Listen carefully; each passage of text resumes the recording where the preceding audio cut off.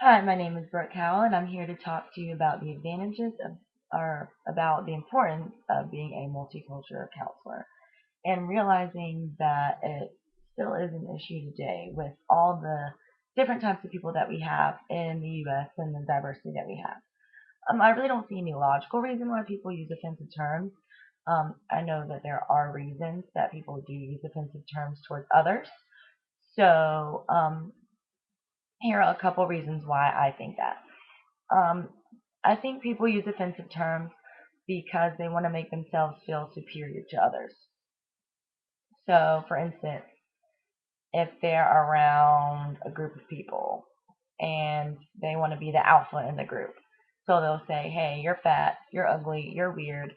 I'm better than you, so I'm going to call you these names. I'm going to let you know your place so you won't stand up to me." So, and normally it really does work. So that's one reason I think why people do it. Um, Another is because I think people don't really feel comfortable around different types of people that are different than them.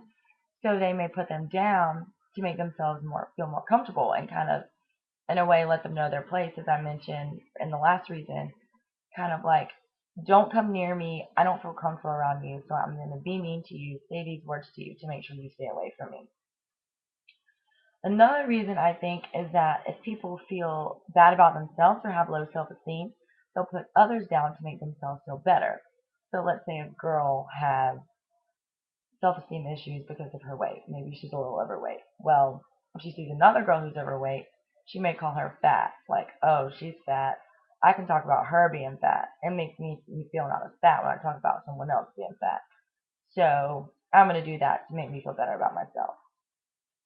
Finally, I think a big reason today still is that people are raised a certain way, and it's not that they don't know any better, they just choose not to explore other options.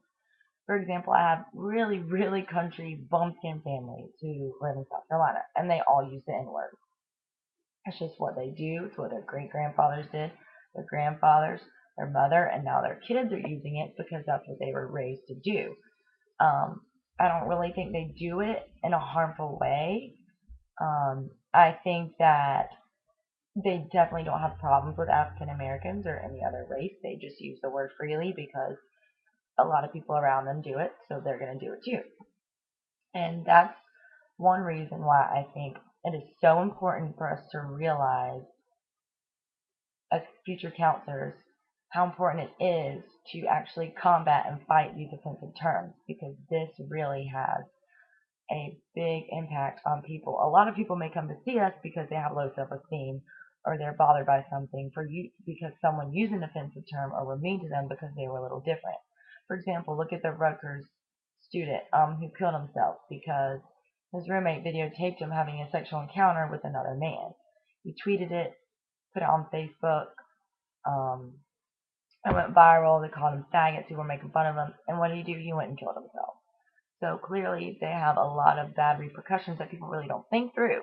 He didn't think through. He didn't think that, by spreading this video, his roommate was going to kill himself, but look what happened. So I think as culture counselors, it's really important for us to emphasize how far being offensive to someone can actually go. And I think this Rutgers student example is a really good example. So and one thing that we need to do as counselors is be role models. We need to act appropriately and talk appropriately around our clients, families, friends, everyone else, because people do look other to people and they follow by example. And as leaders, we are definitely going to be leaders. For me, especially, I'm going to be in the school system, so I'm going to be a role model and example to all these children. So I need to act accordingly and act as how if I would want them to act or my children to act, which is not to use these offensive terms. Um, So with the U.S. being so diverse right now, and that means we're going to have multiple people coming to see us as counselors, and they're going to be from all different races, religions, ethnicities, um, sexual orientation, gender, everything. It's really important for us to realize the actual importance of being accommodating to every single person that comes in, and for us to learn what we can about everyone else to be accommodating to them. and to be fair to them. And I think a really good start is for us counselors to try to stop these offensive terms. I know we're not going to be able to stop it altogether, but we can try and do what we can. So thank you for listening, and I hope that everyone thinks this is as serious as it really is, and I hope everyone takes this as serious because it is serious. It's not something we can just brush off. I think that if we do fight this, um, a lot of problems they won't be solved, but they'll be, you know, less severe because a lot of people get emotional and physical damage from terms like this. So thanks for watching.